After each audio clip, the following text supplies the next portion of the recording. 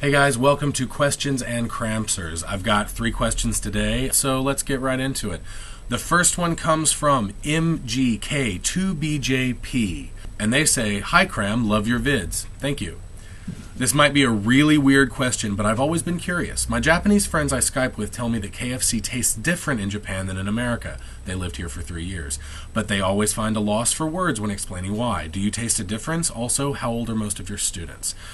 So for your first question about KFC, I'm really not the expert on KFC. I never really liked it in the United States, and I don't really like it that much over here. And my first experience with KFC in Japan, which is at the Akihabara location, was not good at all. The food was really, really greasy. And I like greasy food, but it was too greasy for me. It was really terrible. And granted, since that Akihabara experience, I've had better KFC in Japan, but that first one was a really, really, really bad first impression. I'm not really a fried chicken guy. I'm more of a chicken tenders, chicken nuggets kind of guy.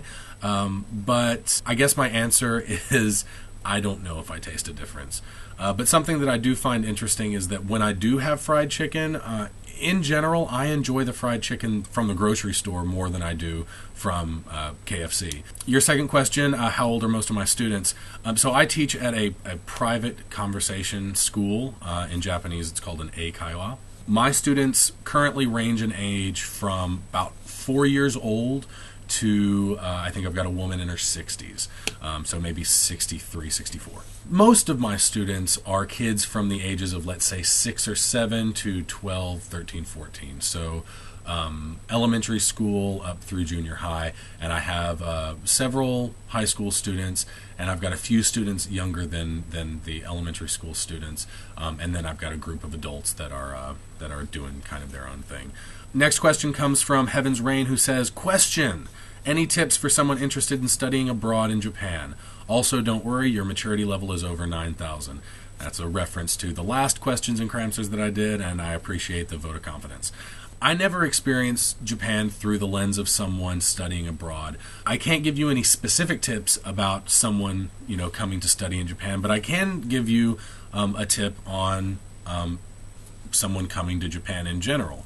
And I would say this to someone who's just visiting Japan or coming for a homestay or whatever. And it'll sound really obvious and really cliche, but keep an open mind. I know some people come over here with an idea of what Japan is, and if Japan doesn't live up to exactly what they thought it was, or even come within a close proximity of that, they get disappointed, and they don't experience all of the great things that Japan does have to offer, even if it is outside that spectrum of what they expected.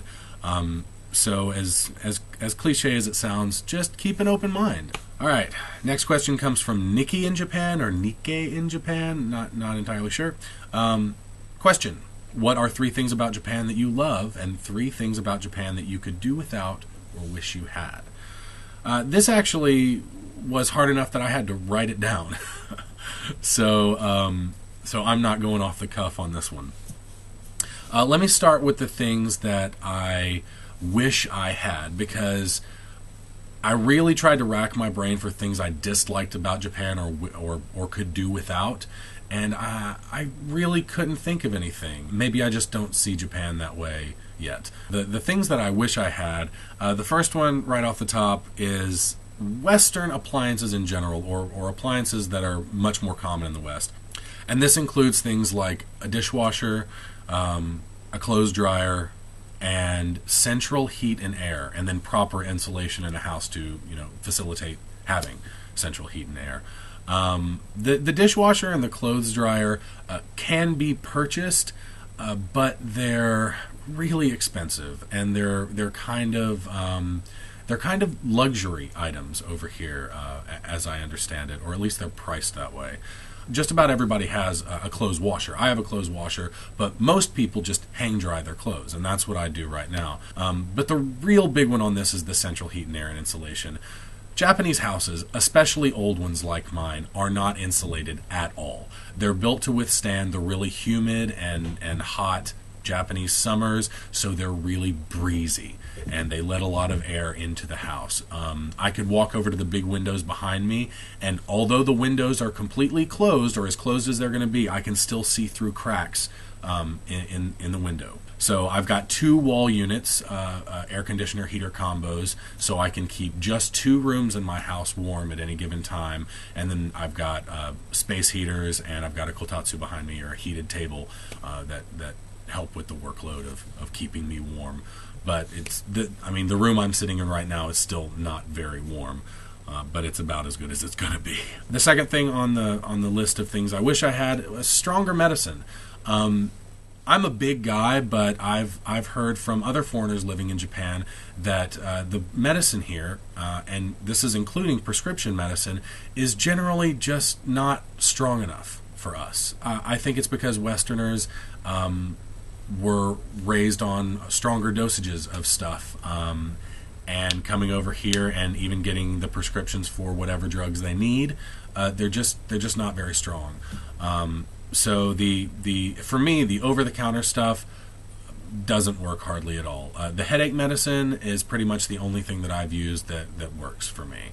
And everything else is just whatever. The prescription medicine I've gotten has worked mildly, but whatever I've had has always kind of come back to a degree. So it's just not very strong.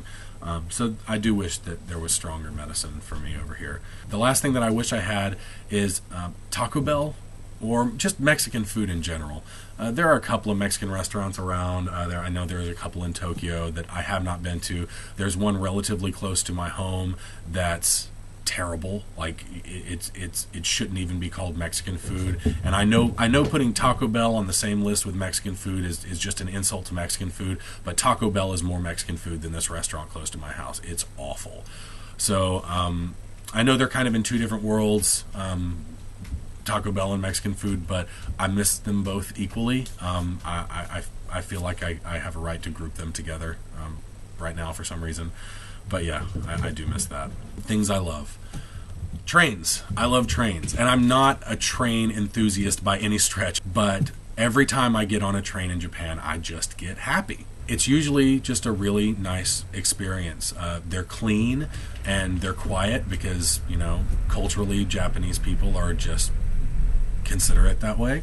I think it's because there's a romantic deep down inside me that just really likes the idea of a train.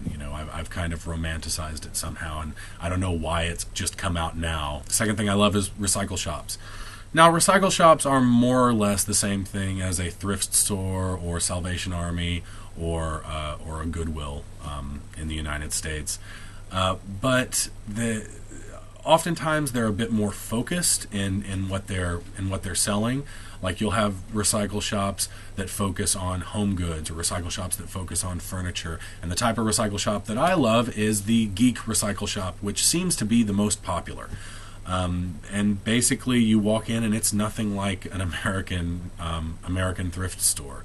There's usually, in these kinds of recycle shops, there's usually a section for pachinko, and there's some, J-pop or J-rock or anime music blaring over the sound system above, and the walls are lined with art that's usually made by the people who work at the recycle shop of video game characters and anime characters, and the whole place is just cram-packed wall to wall with card games, action figures, video games, new and old video game systems, manga, CDs, DVDs, and just all of this kind of stuff.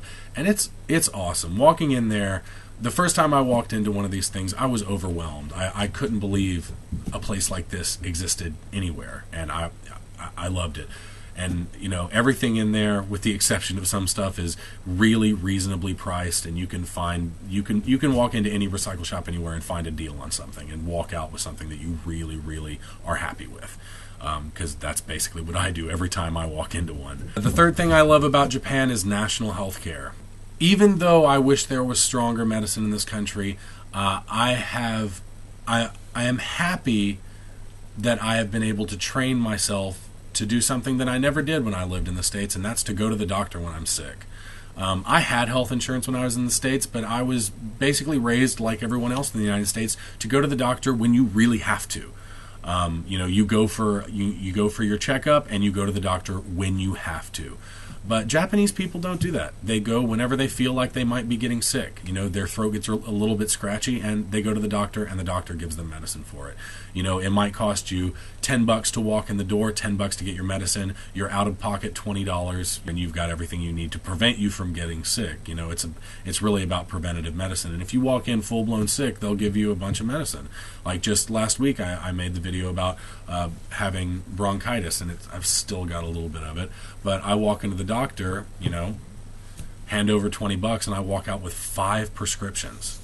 So it's really nice, and the thing that I really like about it is that I've been able to train myself to go to the doctor when I not when I have to, but every time I get sick, which is when you should go to the doctor.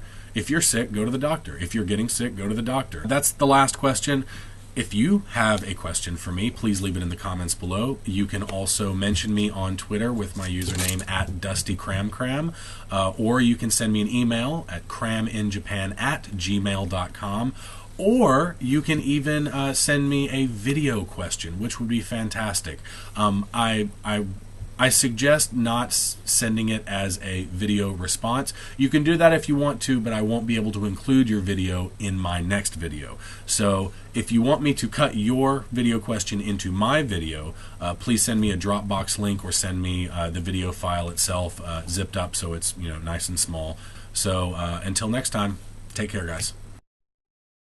Thank you for watching.